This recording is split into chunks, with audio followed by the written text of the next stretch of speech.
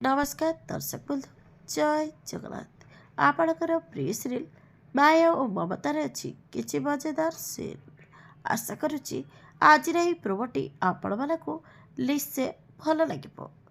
दर्शक बंधु आदर्श विरुद्ध में पुणी गोटे नुआ प्रबल ठिया कर एमएलए से रूबी एमएलए को कॉल करी कहब आपण तो पूरा बाजी पलटई देले।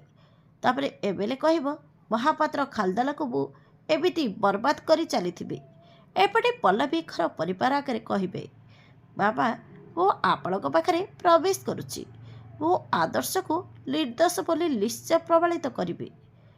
एपटे रूबी एमएलए को कहब आपण बहुत बहुत धन्यवाद आपण बहुत बड़ काम कले।